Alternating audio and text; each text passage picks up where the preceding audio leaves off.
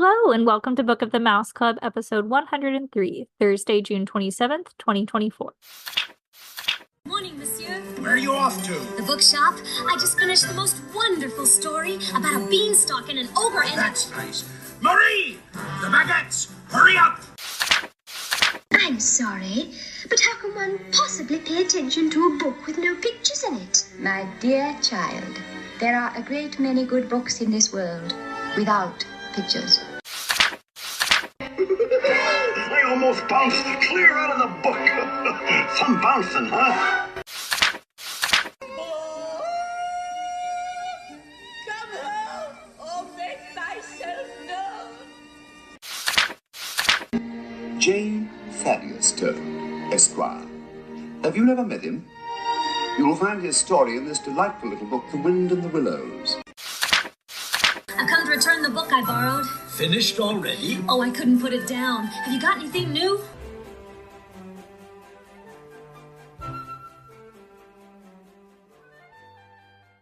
Welcome back. I'm your host, Courtney, and I'm joined, as always, by the Fritz to my Ernst, my lovely co-host, Emily. Hello, listeners. It is officially summer and time to kick off another summer series. Yes, it is an annual tradition on our show to celebrate summer reading and focus on a theme for 3 to 4 months. Just a brief history, if you're new here, we kicked things off in 2019 by reading the 7 original Kingdom Keepers books. In 2020, we highlighted classic literature covered by Disney films in our summer cinema series. In 2021, we got a little spooky with Tales from the Haunted Mansion's Sinister Summer Series. In 2022, you, our listeners, picked our legendary summer series of Disney Legend memoirs. And last summer, it was a British Invasion summer series focusing on classic British literature that inspired Disney animated films.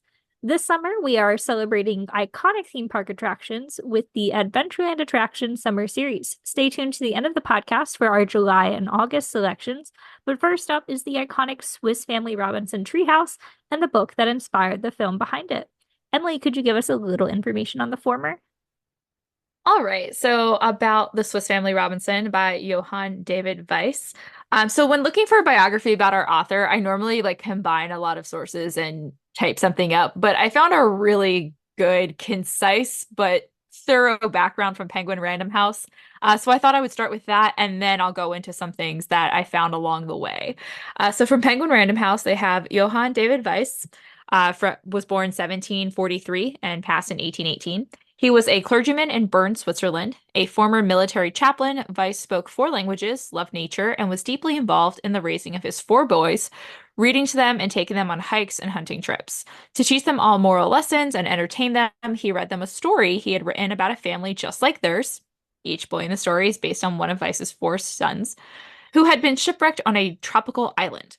This handwritten manuscript was more than 800 pages long, and one of his sons, Johann Emanuel, helped him illustrate it. Years later, another son, Johann Rudolph, by then a professor at Bern Academy, found the manuscript, edited it, and published it between 1812 and 1813 as the Swiss Family Robinson. The first English translation appeared in 1814, and there have been nearly 200 versions of this novel since. Thank you, Penguin Random House. Some other things that I picked up along the way. I did turn to Wikipedia. I know how we feel sometimes about Wikipedia, especially as a history teacher, but they do have comprehensive lists, which is great. So from Wikipedia, I found that there have also been 4 sequels to that story written by other authors. A dramatized audio adaptation in 1963 before we had modern audiobooks. There were 7 films, 7 made-for-TV films, 10 TV series, 3 comic books, 1 stage adaptation, a computer adventure game, and 1 parody and a pear tree. Pretty much all based on the Swiss Family Robinson. Of the many adaptations and expanded editions, the best-known English version is perhaps that published by William H.G. Kingston in 1879. We're going to discuss that you and I, the struggle we had with picking an edition to read. So to go even deeper, these are some of the things and thoughts I had from further reading about the background of Weiss, the Robinson family, and this genre of story. Weiss lived his entire life in Bern, Switzerland. Born, raised his family, and died here. So to me, it's interesting to imagine that he is supposed to be father in the book who was so gung-ho of settling an entirely new colony, leaving home outside of his homeland, though maybe his time as a military chaplain in Italy is what gave him that adventure bug. But as a clergyman, it's also clear, at least to me, that he is heavily influenced by the Enlightenment period. We're in the middle of the Enlightenment. This is also where the American Revolution comes into play, people changing their thought. So while we do have religious thought, we do also have an emphasis on rational thought. And we see the teachings that he passed along to his sons through this book combine that value of methodical thinking and the application of science and law in everyday life, along with that Christian morality. Educational stories surrounding nature and science like this were very popular in the early 18th century because of the Enlightenment period, as were stories that were considered part of the Robinsonade genre. So an influential text to the Weiss family and to many families and writers of the time was Daniel Defoe's Robinson Crusoe, published in 1719. This is why, although the family is typically named Robinson in all of these adaptations, it is not actually a Swiss name, and the book never actually names the family by surname. The name Robinson comes from the German translation of the title, which identifies the book as part of the Robinsonade genre, not actually naming the family. So this literary genre is very influential and will be kind of a frame for our discussion today. So it is a collection of stories inspired by Defoe's novel, characteristic of a protagonist who is suddenly separated from civilization, usually by shipwreck or being marooned on an island, and must improvise survival from the resources that they have available. Sometimes the genre is called the desert island story. So I know as a history teacher, we use this a lot when we talk about economics. When you get posed the question or the joke, if you're on a desert island, what's the one thing you want with you? That's all inspired by Robinson Crusoe and this idea of being stranded on an island and improvising your survival. So according to Goodreads, I went there to see what other books fall under this genre. Here are some that I think maybe most of us would be familiar with. Maybe you read them in school, or some other classics. Lord of the Flies, Hatchet, Mysterious Island, Treasure Island, which we've read. The Adventures of Huckleberry Finn, Island of the Blue Dolphins, even Jurassic Park fell under this. Castaway and Lost in Space are some films that might also fall within this genre, as well as the classic TV show Gilligan's Island. Particularly with space travel in the 50s and 60s, this genre had a resurgence about what do you do to survive out in space if you're stranded. So we see a lot of different types of books involved in this genre. So a literary study of this genre was done by English writer J.G. Ballard. His study explains that nature and the wilderness are central to a Robinsonade story, and each author's interpretation can go in many different ways. In Robinson Crusoe, nature is unforgiving and repeatedly presents obstacles, whereas in the Swiss Family story, which we'll talk about, it's more utopian and they find a lot of value, resources, and harmony with the wilderness, and even find a sense of civilization within it. Also characteristic of a Robinsonade genre is the protagonist, Castaway, is an empowering and healing process. That as characters, they discover a more meaningful life through overcoming living in the wilderness, overcoming those obstacles of being stranded. These elements, as well as Weiss's background as a naturist and a clergyman, are very present in his story, and we also see these in the Disney adaptation. So that's some background and a literary brief of what we're going to be talking about today. Why don't you tell us about the film? Sure. I, of course, turned to the Disney A to Z entry. So that says, quote, Swiss Family Robinson film. The members of a Swiss family are the sole survivors of a shipwreck on an uncharted tropical island. With great courage and ingenuity, they use the salvage from the wreck to build a home in a huge tree, raise food, and protect themselves from a raiding band of pirates. The rescue of the granddaughter of a sea captain from pirates precipitates the ultimate attack by the buccaneers. The furious battle is almost won by the brigades when her grandfather's ship arrives and routs the attackers. The romance between the eldest Robinson boy and the granddaughter culminates in their marriage. The new couple and much of the family decide to stay on the island paradise, but scholarly brother Ernst decides to go back on the ship to civilization. Released on December 21st, 1960, directed by Ken Anakin, 126 minutes, stars John Mills as father, Dorothy McGuire, mother, James MacArthur Fritz, Tommy Kirk Ernst, Kevin Cochran Francis, Janet Monroe Roberta, Suesue Hakawana as the pirate chief, and the film was based on the book by Johann Wyss, written to preserve the tales he and his sons made up while imagining themselves in Robinson Crusoe's predicament. Not originally intended for publication, the narrative was later edited and illustrated by Weiss's descendants. Filmed on the Caribbean island of Tobago, the motion picture's lavish pre-production planning and on-location shooting of 22 weeks resulted in a budget that exceeded $4 million, but the extraordinary box office returns, subsequent popular reissues in 1969, 1972, 1975, and 1981, and a re-release on home video in 1982 has made it one of Disney's top-grossing films. The creation of an intriguing treehouse matching the one in the movie through which guests can climb Disney parks has increased and perpetuated the popularity of the film.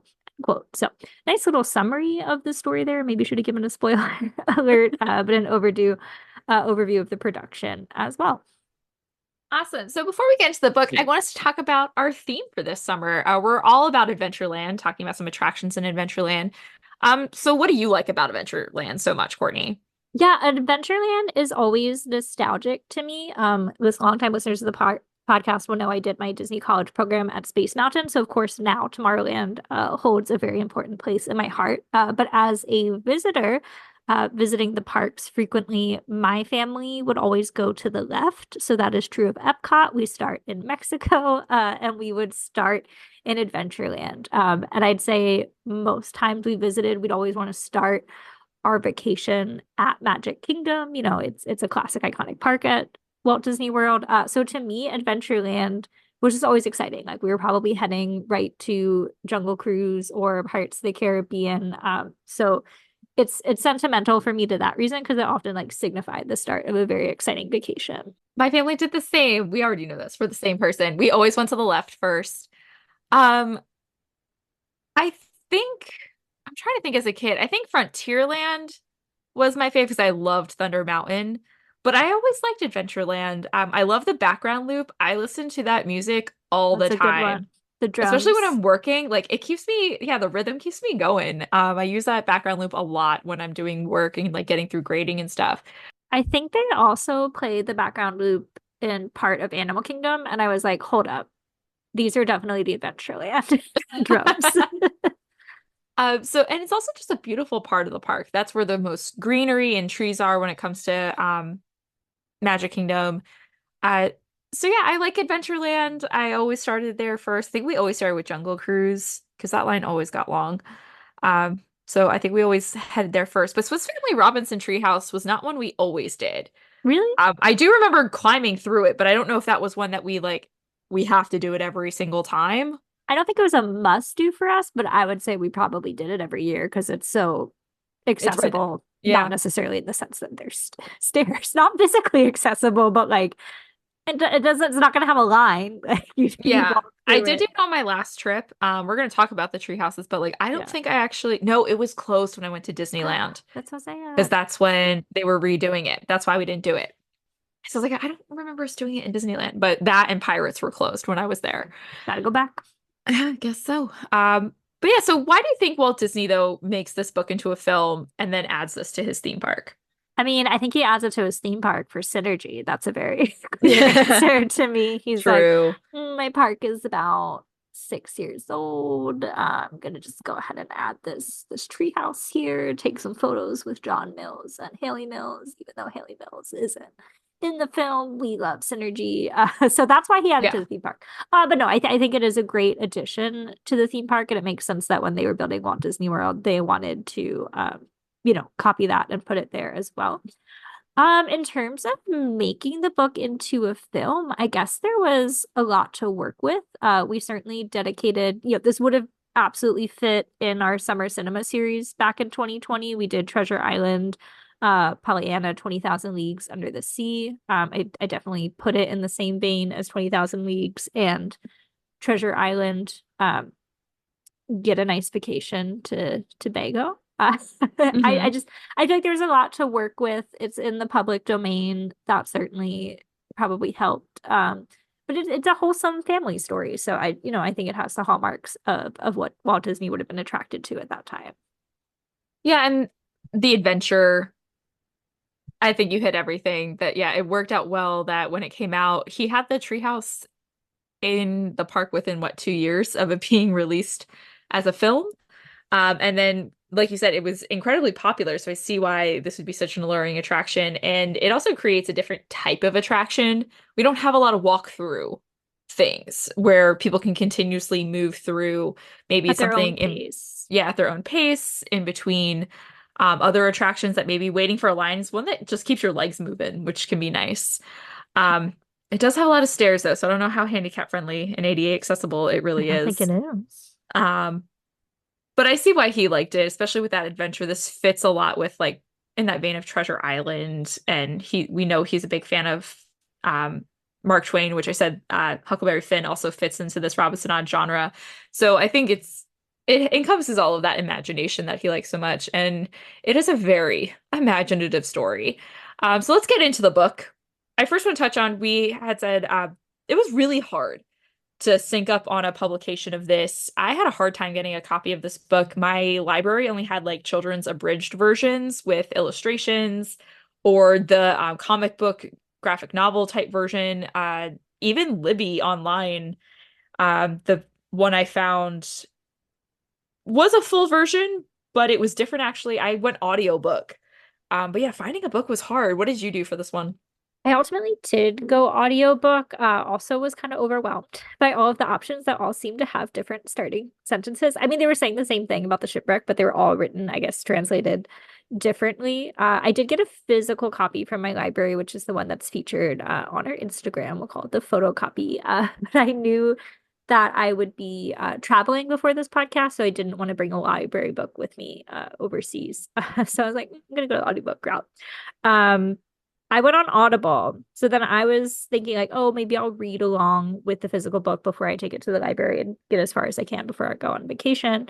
But it didn't match. And I was like, okay, I mean, like it's saying the same thing, but obviously I could not be reading the words in front of me and listening to somewhat different words. So on Audible, there were two versions that were, both free, didn't have to use a credit, and they were similar. So they actually matched, but they did not match the physical books. I'm like, okay, I'm just gonna pick the one that I like the narrator better. Do you remember which narrator you had? So this I pulled it up. It's from Blackstone Audio Inc. and it was narrated by someone named Frederick Davidson. Oh my gosh, we did read the same one. Good. We probably should have just confirmed this for ourselves. I knew you got the library book, so I thought you physically read. No, I was like, I'm not taking that to Europe. Okay, so that was the one I read too. I found it on Libby from my library. Okay. Cool. Now I feel better. I did try to go online since it is in public domain, to find the one that matched this, and it was really hard because there were some quotes I was trying to find. Just straight up different words. Like this, it's weird because it's the same sentiment. Like I would still feel like, we got the gist of the story, but I was like, that is not the same sentence. What is happening? And even different adventures. So doing my research, this background, when they said there's over 200 versions, it's not just like 200 translations. There are authors.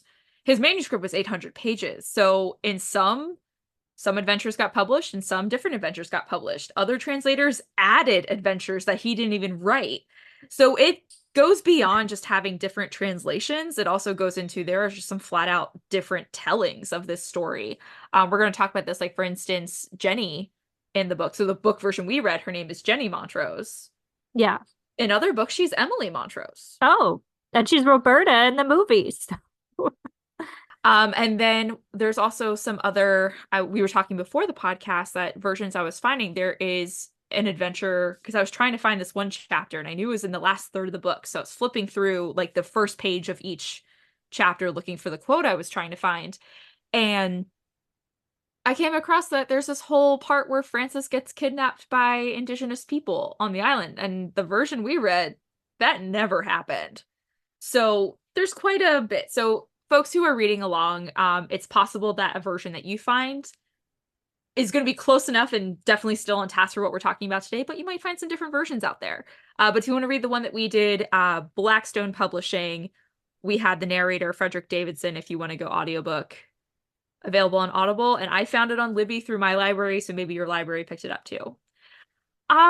So initial thoughts. What'd you think about the book? It was repetitive. I didn't really like it. I'm glad we did it. Yes. I know it doesn't get to fall under my British literature complaints, but I still feel like it's of that era where it's just like dense and like things are happening, but they're not happening. Maybe we should have read No. the children's abridged version. Maybe. No, we're better for having powered through this. What were Yes. yours? The first word that came to mind for me reading this, like 3 chapters in, I immediately went, this is edutainment. There is so much description about the animals, But about were how you they, entertained? I mean, I'm entertained in the imagination of being stranded on an island. Yes. The I'll jump vibes. to my favorite part of the book is them escaping the shipwreck and setting up their home. Like Yeah. that back and forth. And No, like I was in it in the beginning. I was like, okay, yeah, it's like the we're first getting third and the here. last third, there's stuff going on. And in that But the whole middle, middle, it's like, okay, we met a wild animal. Here's what I know about the wild animal. We domesticated the wild animal. Like they've got all kinds of animals. but that's where I think the edutainment part comes in, is that we know that Weiss, he used this as a method of teaching his sons not only morality and some lessons, but also like science and animals and nature. So there's a lot of descriptions about plants.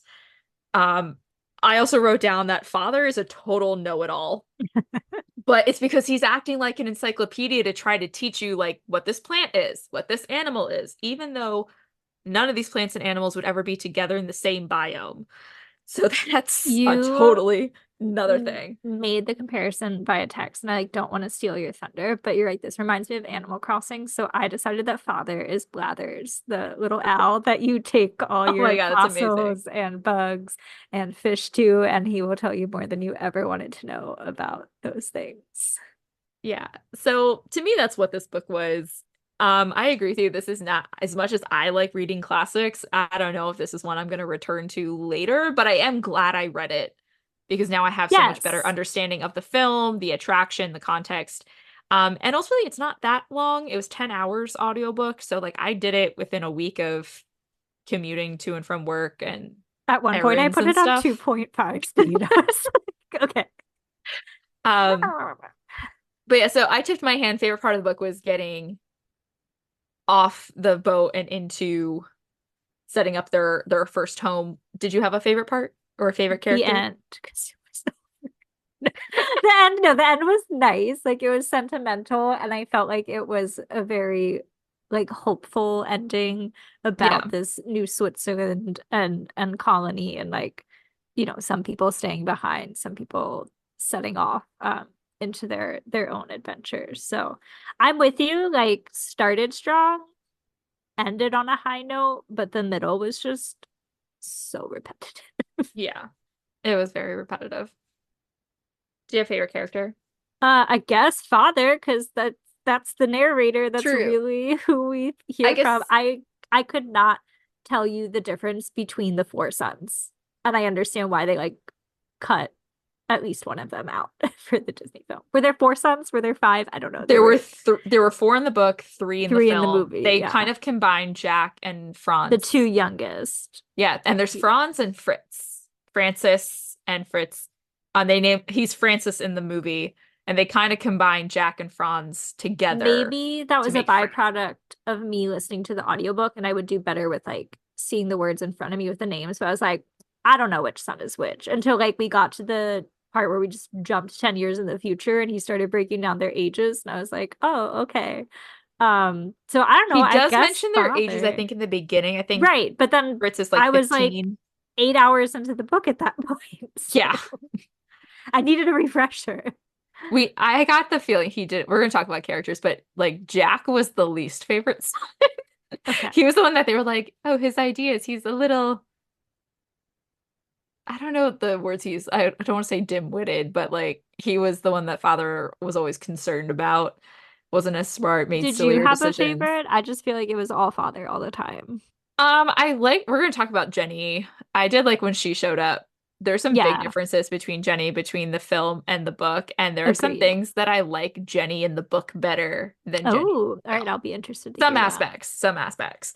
But otherwise Fritz is great, but he's almost like father where he just knows a lot of things. Even like they're like Ernst is the scholarly one. I'm like, but everyone just knows things. It's clear they're very well educated. That was a priority and a value of Weiss to his sons, that they read and spend time in nature. But I really enjoyed Fritz.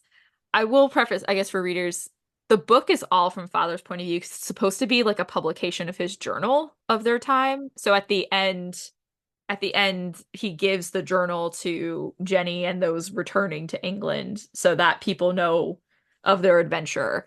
Um, but it's not set up like a journal either. It's not like diary entries or like Dear Reader, but it is all in first person, um, things like that. So that's kind of where that comes from, where you get so much father voice. And he kind of got annoying to me just because I'm like, you're too perfect.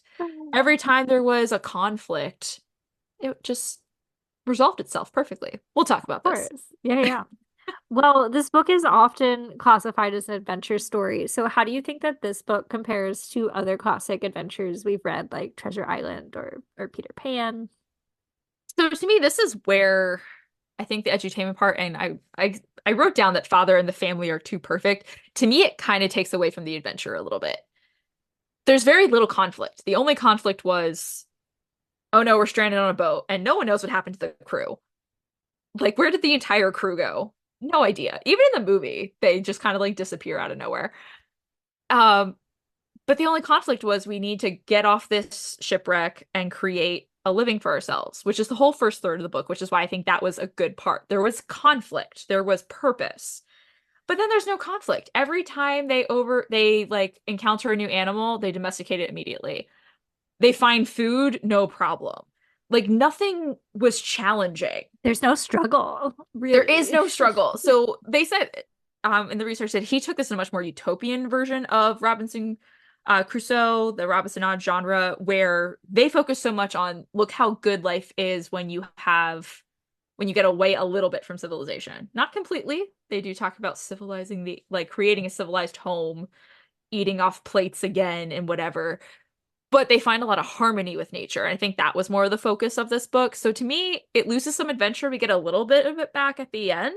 But even then, it just wraps up so nicely. There's no conflict. So to me, I think it loses some of that adventure genre. Yeah, I feel like conflict's the key word here. I really liked Treasure Island, and that book is filled with conflict. Mhm. So it makes a difference in my enjoyment for sure. So can I pose this to you? If we're both agreeing that this falls flat on adventure, we know that his aim here is to be educational and pass on morals. Would you maybe say that this is more of a fairy tale? I think it could, be like a little Venn diagram overlap, but I feel like the reason people gravitated towards it as adventure is its setting. Like the fact Yeah. that they're stranded on an island, it becomes this paradise for it. That's why it got put in Adventureland.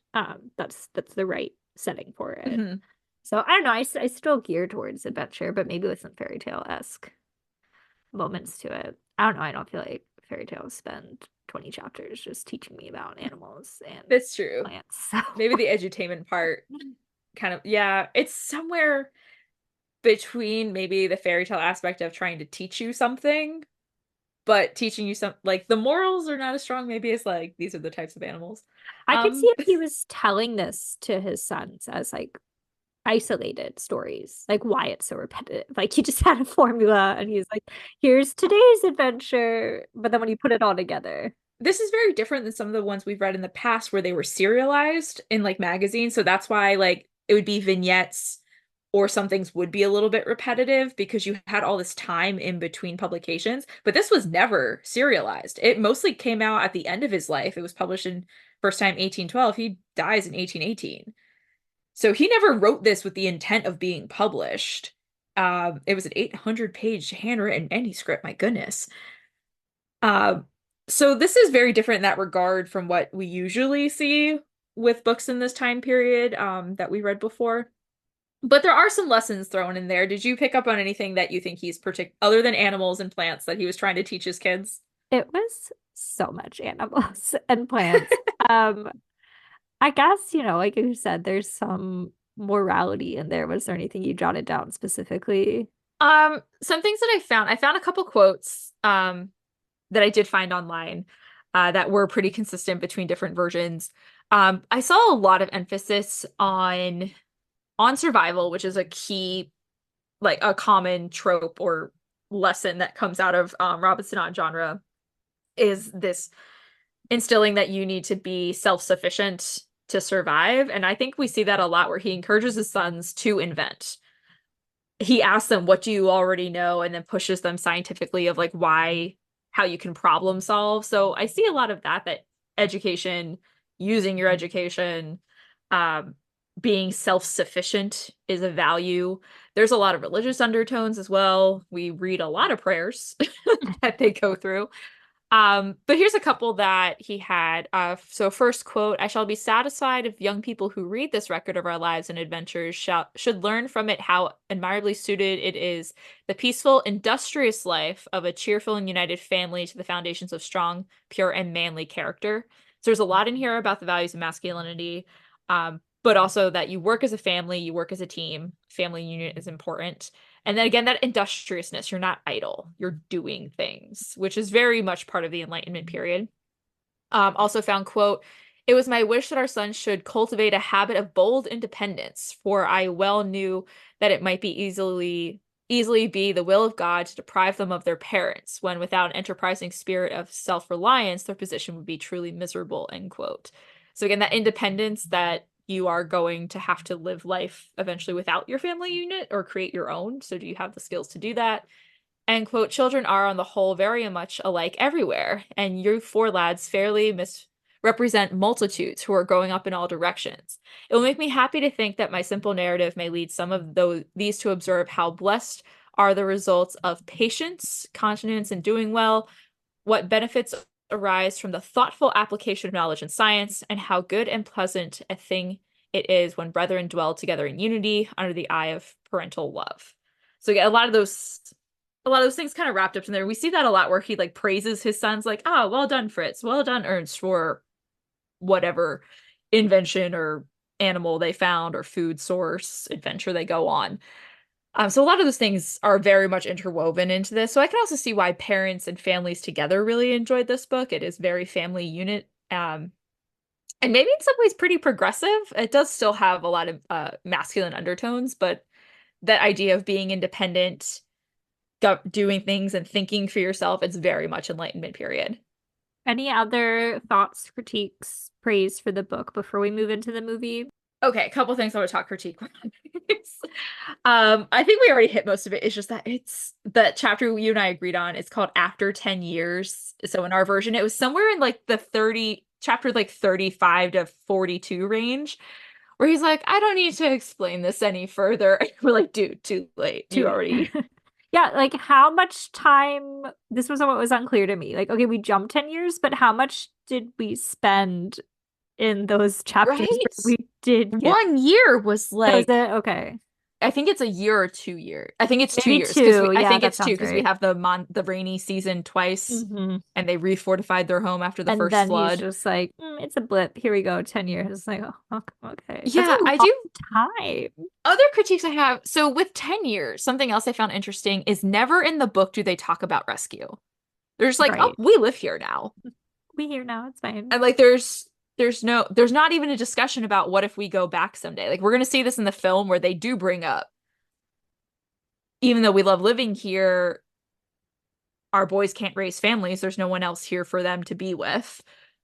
Ernst can't continue his education with what limited library sources we have. Like they do talk about future more in the they're film, considering it actively. there's nothing about future in here. So again, that loss of plot. Even if there was like they still were there for 10 years, any reason to at least try? You guys to get okay? rescued? Like, no, they're good. They have everything they need because they're so good at everything. Everything. And then also the unrealistic menagerie of animals, which I found across multiple sources. I was waiting for a unicorn to show up. Right. We had lions, tigers, and bears. Oh my. As well as monkeys, coyotes, hyenas, buffalo or some buffalo, like things that just do not exist together in multiple places. Where are they? They're supposed to be at the time would have been called the East Indies. So they're trying to get to Australia.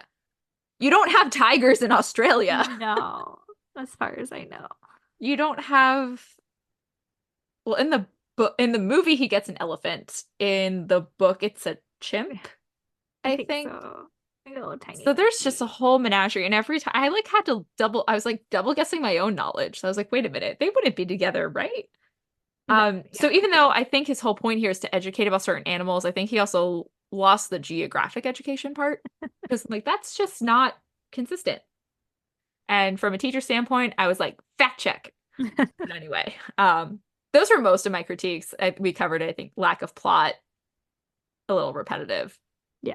So based on the film, how do you think Disney did adapting the original source material? I'm gonna say this is one of the instances where the film is better than the book. Agreed. I feel that it streamlines the story, but the heart and the integrity are still there. Like it's similar beats, obviously not all the same beats because it's so repetitive. But I would be like, yeah, this is a decent adaptation. Yeah, the coming from the shipwreck was almost like verbatim from the book, like how they got all the animals off, some of the inventions they came up with, the dogs following the raft. Some of those early struggles were all there.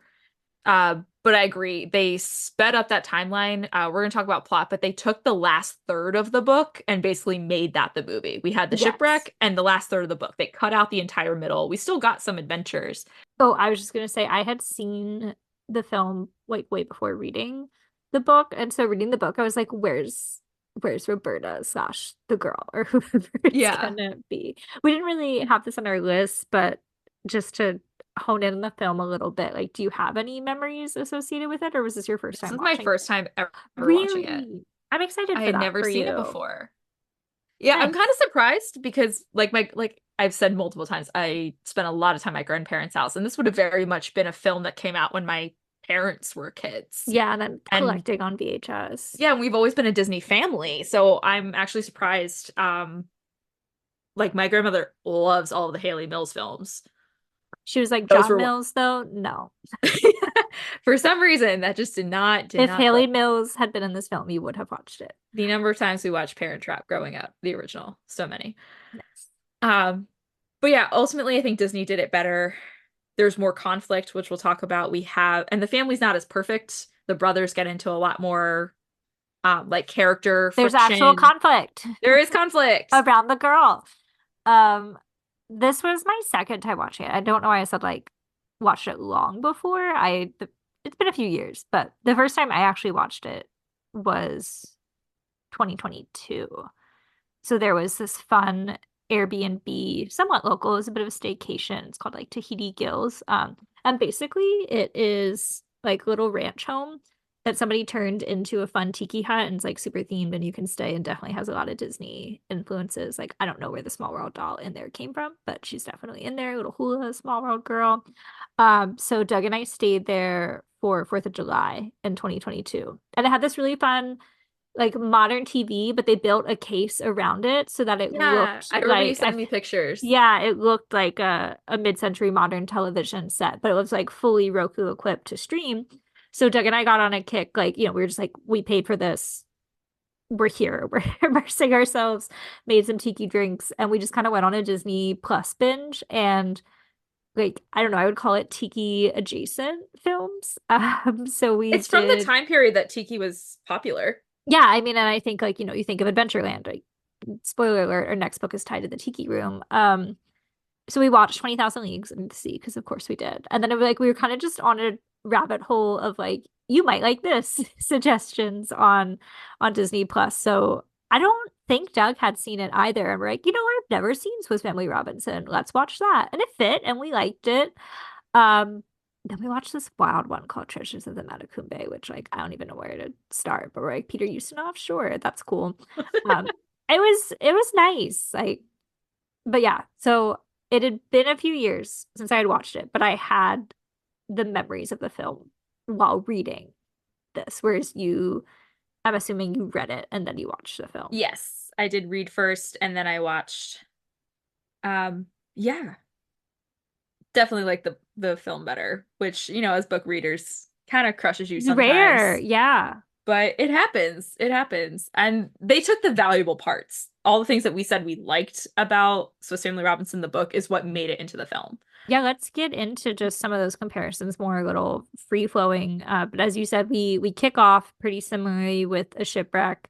The descriptions of getting them to the island, kind of like they try to make contraptions for like Mother and the youngest brothers, or brother in the case of the film, to get them safely, then getting all the animals that were on the ship to the island.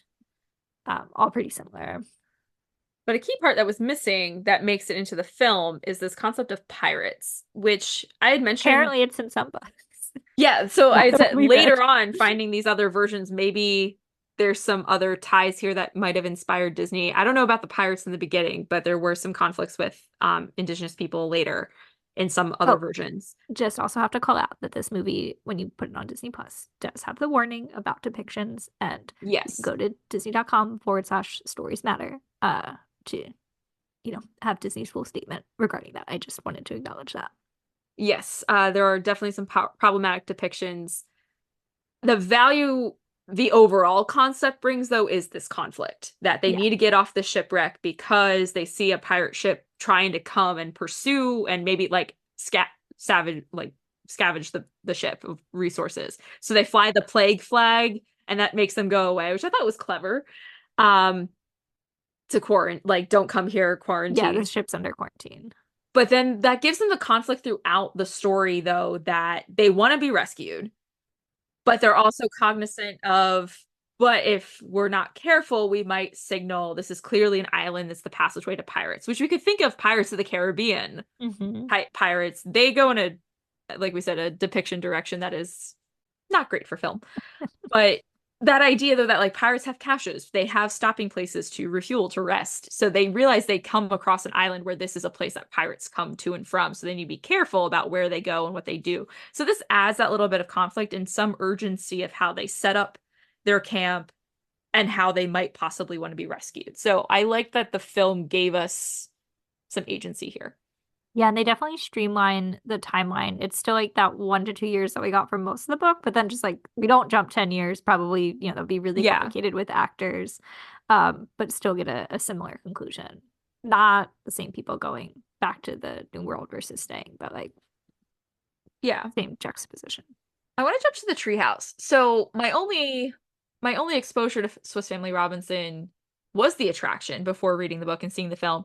So I was waiting for the treehouse in the book to be like a main character, and it's really not. They have like 4 homes. Oh my gosh, they have a whole, like, I wish we would have gotten a map. I know you and I are book map girlies, and I would have loved to just have a map. I think there is a map in some versions. Okay, if we look, because I did find one in like Google Images. There was a map, and I don't know if that comes with a version or if it was one a fan did Somebody later. just like did it.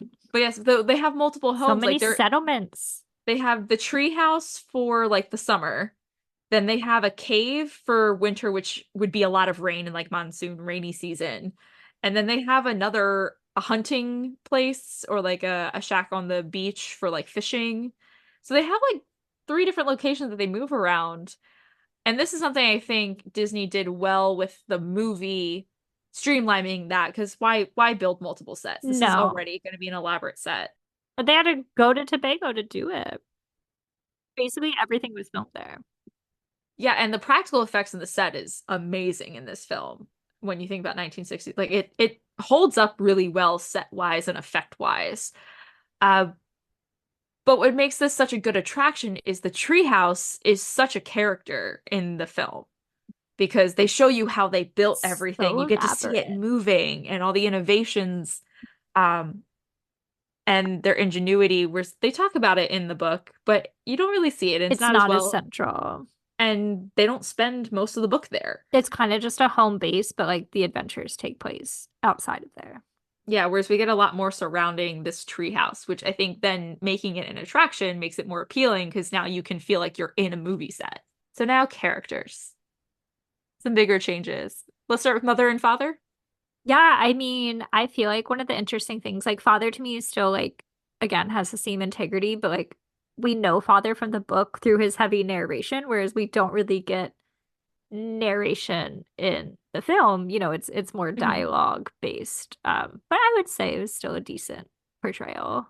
I think he's more playful in the film. We see him interact more with his sons on like a playful level. But I think the biggest difference was Mother. Mother in the book to me seemed completely helpless. And while Mother in the film still had reservations about living in a tree, safety, being stranded, I felt like she still had a much more can-do attitude, and maybe that's Yes, way reflective of the more 1960s than involved in the than the decisions yeah. and time She's on a the much more authoritative character, a co-parent versus a dependent relegated mom. to the background. Yeah. And then our biggest differences are with the sons. I'd say Fritz and Ernst were pretty consistent. But they just combined two kids into one. Yeah, we have Jack and Franz in the book. Franz is the youngest, and then Jack is so he's supposed to be young and sweet and a little naive because he's like 6. And then Jack is supposed to kind of be, I guess, what you consider like the quintessential middle child, stereotypical, where like he gets into all the trouble. He has silly ideas that seem like they shouldn't work, but then the family's like surprised when they do. And they kind of combine that all into the book for Francis. It From was the kind of film, annoying, did you have a though. favorite brother? I mean, I think Ernst is the cutest. Oh. I liked the tension between Fritz and Ernst and the love triangle. I kind of found Francis annoying. Sorry, Kevin Cochran. I did like again, that conflict that was missing so much in the book. They got along so well in the book. You're like, no group of 4 brothers. My dad's one of 6 brothers. Oh my gosh. He loves them. They get Yeah. along great as adults, but there's no way they got along that well. You put as them a on an 15, island. 13, 11, and like 8-year-old. Like, no. So I appreciate they had some of that where they both think they have good ideas. Fritz has much more like hands-on application. He's about hunting and farming. Ernst is a little bit more book knowledge, so he's trying to implement more scientific and like inventions versus doing things by hand. So they have some conflict there. But their biggest conflict is around Roberta, and this is probably the biggest jump from the book. Yes, so she is Jenny in the book and Roberta in the film. I think I paused it when she came in the film, and it was under an hour before she shows up. But like maybe at like the 40 or so minute mark. But the book, it's like the 4th to last chapter might be called Jenny, and I'm like, where was she? At first, I thought like she was just something that Disney added because, again, I had seen the film a few years before, and I was like, "Where's the girl? Where's the conflict?" Yeah. So you said you have thoughts. I want to hear it. I have thoughts. So in the book, she's shipwrecked like everyone else. She was on her own solo cruise home. Her grandfather is still in like Australia or something. He's a naval captain. So that's similar, but in the film, their ship was taken hostage by the pirates. So we have this reoccurring conflict of pirates using this island location as one of their stopping points, and they took this ship and the 2 of them hostage.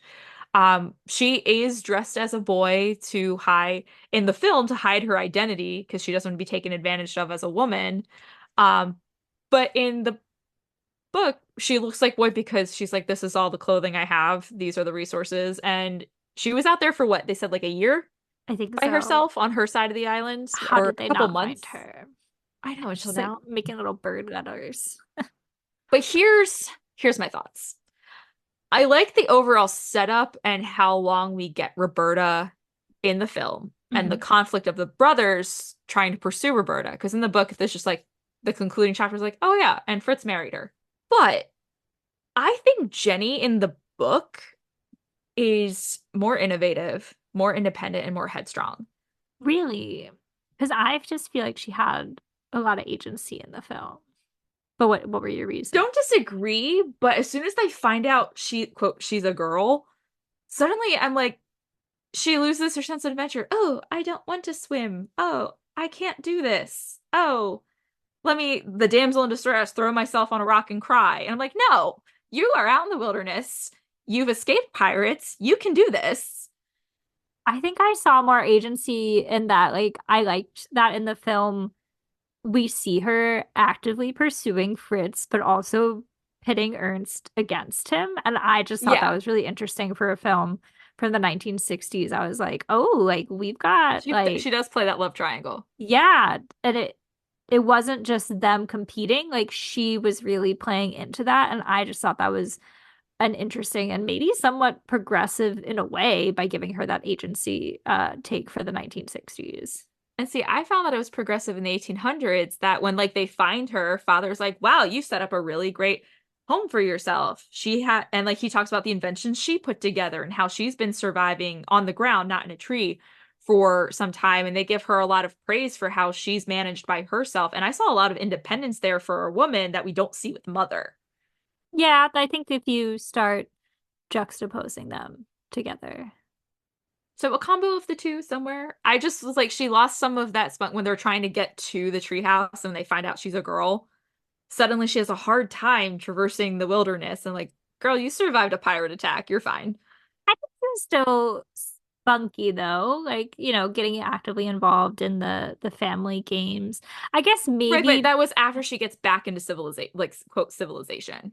Whereas I'm like, she had a lot more like can-do attitude before that in the book. okay. I mean, they're both when they're with the family.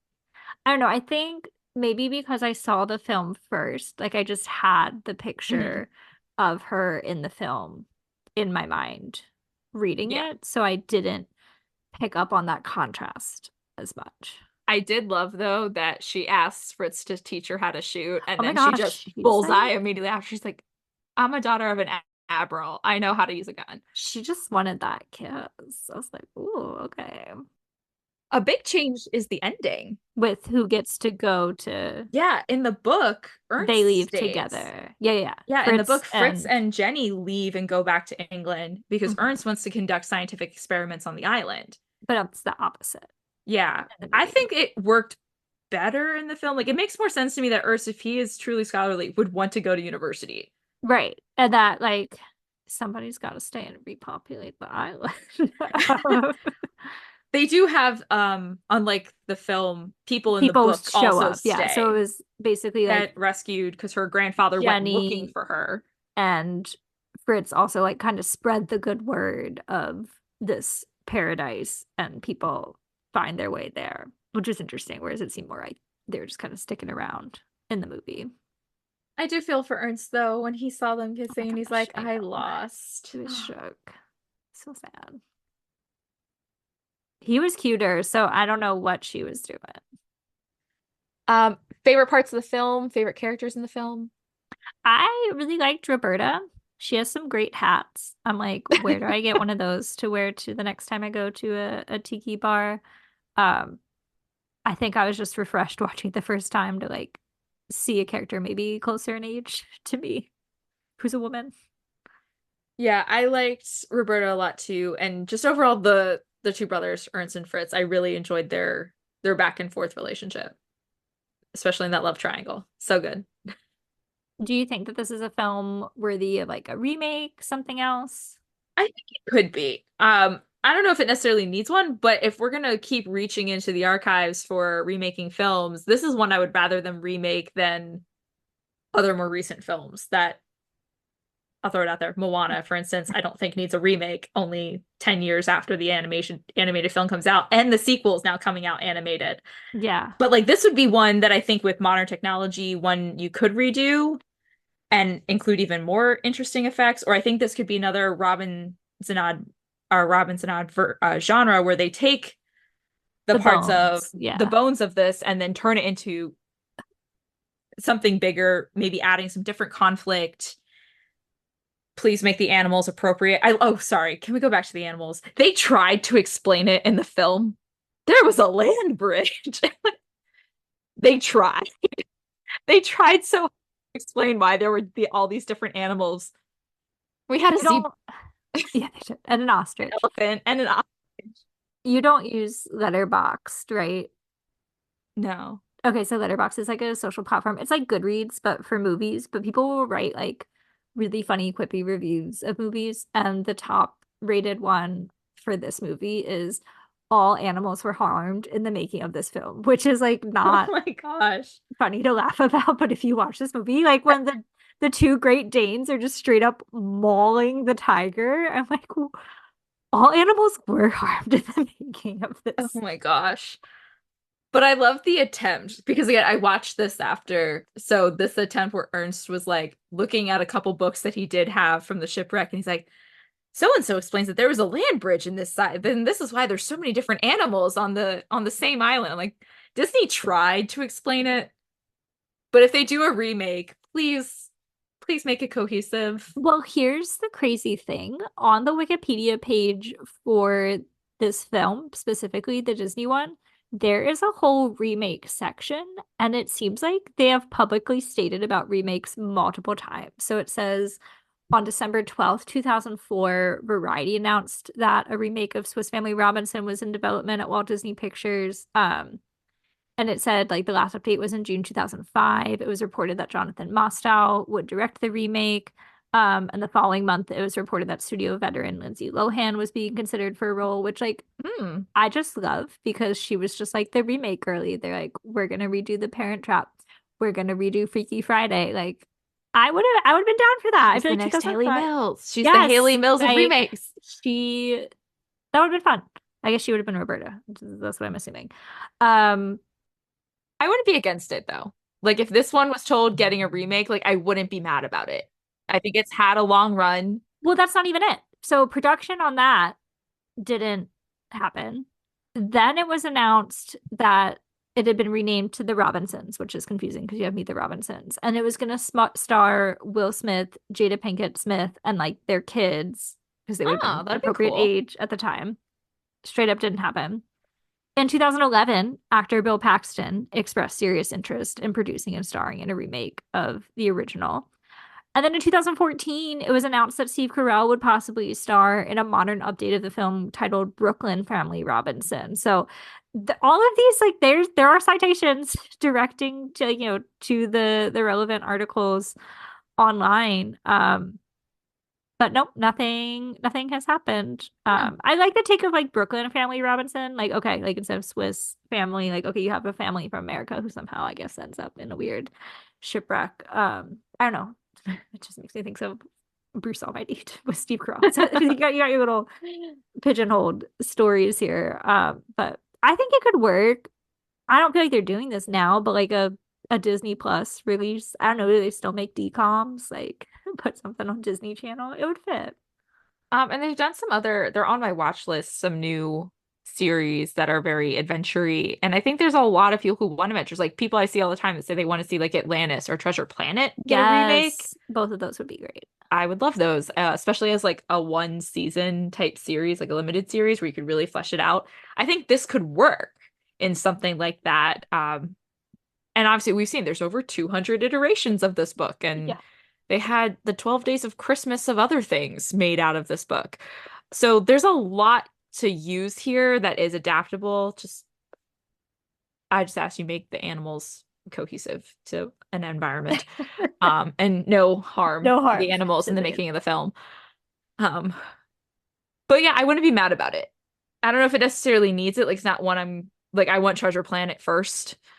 Like if I'm gonna pick like what's a remake I want, but I wouldn't be mad about it. Or Atlantis. I would love Atlantis. But if they came out with it, I'd be for it. Well, one way that they have adapted is certainly in the theme parks. Yes. So I don't know, can we really compare Walt Disney World and DLR if we didn't do DLR? Did you find any information specifically on Disneyland? So I did watch. Okay. I went to I love YouTube. Thank you, tourists who take videos of attractions so that I don't have to be that person in the middle of an attraction taking a video because someone else did. So I watched the walkthrough of Walt Disney World, Swiss Family Robinson, the current Disneyland Resort Adventureland Treehouse, which is not Swiss Family, but like still loosely tied because that's the Society of Explorers and Adventurers. Yeah, and I did also watch the walkthrough of Tarzan's Treehouse.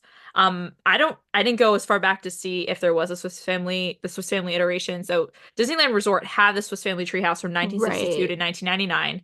But we weren't really in the vlogging community. Right, so I don't know if there was when I looked up Swiss Family Treehouse Disneyland. You're just gonna get Walt Disney World. I got Disney World, and then I got the Tarzan one and the current Adventureland Treehouse. So Tarzan was 1999, 2021. Adventureland was 2023 to present, and features the Society of Explorers and Adventurers. So I think very clearly the Walt Disney World one best reflects the film, just because it has the characters in it. It's very much, you can tell everything comes off of a ship. It looks very 1800s Mhm. to me. So that's the best one. So in the Swiss Family iteration, which you walked through to get pictures for our Swiss Family house, do you have a favorite room? I like the main bedroom, which I would assume is like father and mother's bedroom. One, Yeah. because you can see Space Mountain from it. But two, I just always feel like when I went up there as a kid, I was like, that's where I'd want to sleep. Like, I think 'cause Hmm. the other rooms are like hammocks. I was like, that bed looks really, really cozy. And it's high up. Like when you're in Yes, it's the treehouse, you're like, highest I want point. to be in the tree. That's a great point. Is that your But that favorite being, too? yes, and I mean, we put the sign from the library. People might assume we'd love the library, but it's a very small and limited No, it's library. like a little pile of books. It's like off the kitchen. Um, but I did always enjoy the kitchen because that's where the most inventions are. Yeah, you So the the most more like, kinetic energy. yeah, and like seeing fun things of like how did they get around a refrigerator or an ice box of the time and etc. So I liked the bedroom because it was high up in the tree, Mhm. but I liked the innovations and the kinetic energy of the kitchen. I think it's a nice little attraction. It's fun I to do walk too. through. And you do start to imagine, like, I would live here. I Yeah, could make this work. yeah. I can glamp in a tree. I think it'd be fun if they did a sweepstakes where you got to glamp in the That tree. would be so cool. I'd Oh, be that down. would actually be really cool. Stay the night in Swiss Family Treehouse. I don't know. Swiss Family Treehouse or Cinderella Suite? Cinderella Suite, but Yeah, okay, fair. okay. Fair. But like, I'd be down. I wouldn't say no Yeah, to that. consolation prize. Didn't you watch the fireworks one time? Someone told you to try watching them from You there. cannot watch them from up there very well. Okay. Don't. Too I too many tried. leaves. Too many Yeah, it leaves is. and No, that's branches. exactly it. I actually went up with friend of the podcast, Aaron Wallace, and Derek Lewis and Matt Chatters once. We were up there and we're like, oh, let's go try to see them from up there. And then we're like, oh yeah, this is why nobody does it because the leaves just like perfectly block where the fireworks are above the castle. So don't do that. So I want to read, here's the dedication plaque in Disneyland for Adventureland. It reads, quote, "Here is adventure. Here is romance. Here is mystery. Tropical rivers silently flowing into the unknown. The unbelievable splendor of exotic flowers and the eerie sound of the jungle with eyes that are always watching," end quote. Um, so even today, Swiss Family Treehouse has changed a lot in Adventureland. But do you think the Swiss Family Robinson fits that idea of Disney's adventure and Adventureland? Yeah, I think, we discussed the repetitiveness of the story, but definitely going off the movie, which Walt Disney wanted the synergy for, there is a lot of adventure found in that film. I think this family is, setting off into the unknown, so that spirit is there within the film. It fits for me. How about you? I think so. And I think there's a lot to say, like the fact that, so for Walt Disney World, this treehouse was an opening day attraction. This treehouse is also in Disneyland Paris and Tokyo Disney as the Swiss Family Treehouse. So I think there is still quite a bit of staying power and imagination behind this idea of being stranded on an island and making a life for yourself that even 200 years later, we're still having that type of imagination and adventure.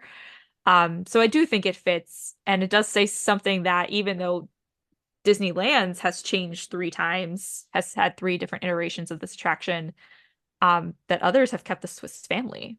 Yeah, I know you haven't been to the new treehouse yet, but you watched some videos. So what do you feel like the attraction's new iteration suggests about the influence of Vice's story? I still think it's about that idea that Robinson Odd genre is what Yeah. sticks, is that it's about making the best of your situation, using what's around you. And I love the Society of Explorers and Adventurers. I want to see Disney make a lot more stuff based off of that and Mm. the canon and I don't know, the universe of that. You can connect like all of these attractions would all connect into Society of Explorers and Adventurers. Um, but I think that's all there, that they embrace nature, so that has that Robinson Odd-ish piece of that nature is central to your living. It has the innovation and survival. You see that in a lot of the different inventions that they have. It is fun. It's got a lot more kinetic energy. So I do really like, The ostrich is really cool. The little ostrich yeah, there's head animatronics animatronic. and things that pop up and different lights. And I think there's different buttons and things you can push that make other things happen. So I do like what they've done with Disneyland's to make it much more interactive and have a Yeah, lot I more did life get to to see it. it when I was there in March, and I liked it. That's all. It was closed when I went to Disney. So sorry. Because Well, they were because they were building it. building It's when it. they were Yeah. building it. So do you think Walt Disney World should change to see or keep Swiss Family? Or how would you reimagine the Swiss Family treehouse? I like the idea that they're different. I kind of feel similarly about Guardians of the Galaxy Mission Breakout at Disney California Adventure and Tower of Terror at Walt Disney World. Like, okay, you kept one and you changed the other thing, like making distinct things to be experienced at each park. So I would want it to still stay Swiss Family, but I think you could incorporate new technology like they did for the sea one. Like I just really like the ostrich animatronic, and that felt like a direct tie to the Swiss Family film because I feel like there's that iconic shot of like one of the kids Trying to ride an ostrich. ride the ostrich. I feel like that clip was used in like back in like the Vault Disney, or like you'd see like those like compilations on your DVD, like just celebrating Disney live action classics. Like the shot of the kid on the Yeah, ostrich definitely used in that. it's sticking with you. Yeah. I think it could also be a great space. I'm all for bringing more entertainment back in the parks. I think it would also be a great space to just have people in the rooms interacting with you. Maybe you don't need to add the technology, but something you could do is add performers who are Ma, Fritz. They're in the settings telling you.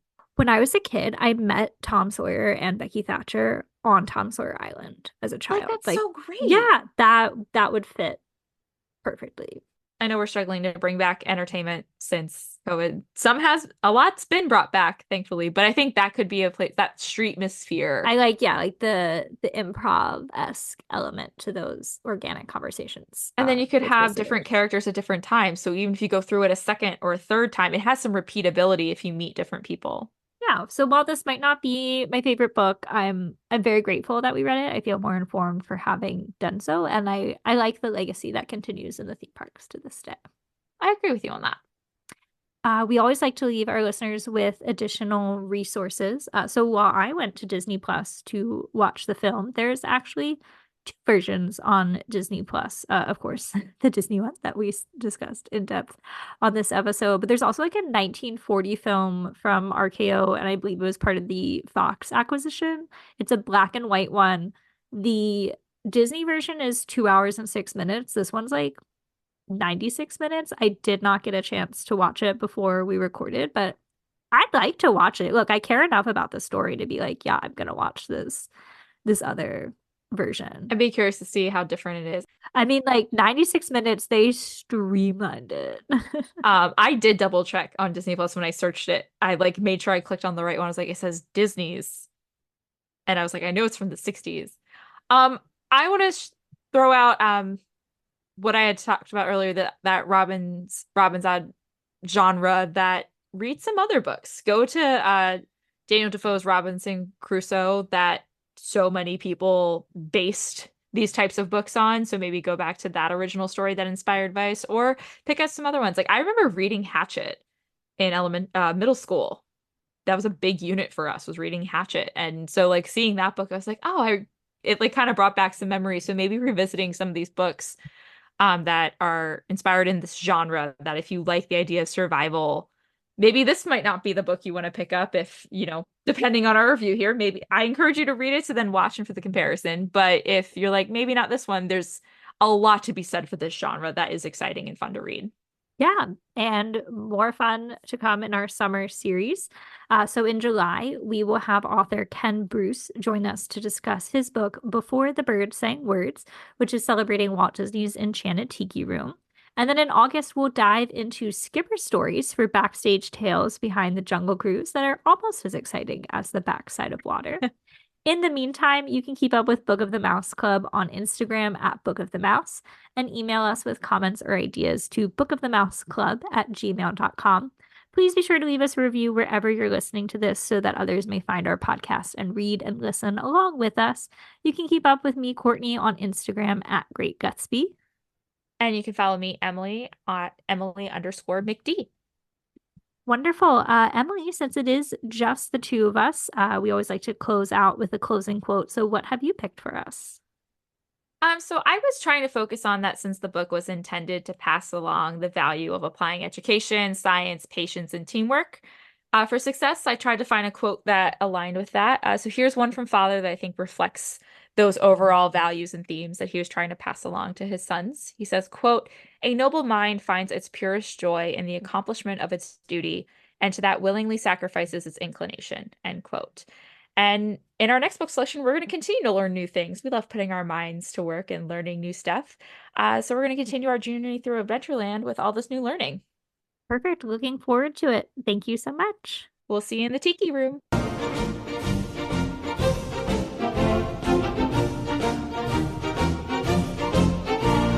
Of the Mouse Club has no affiliation with the Walt Disney Company. The views and opinions expressed by hosts and participants are theirs and theirs alone. They do not represent the organizations or companies they happen to work for.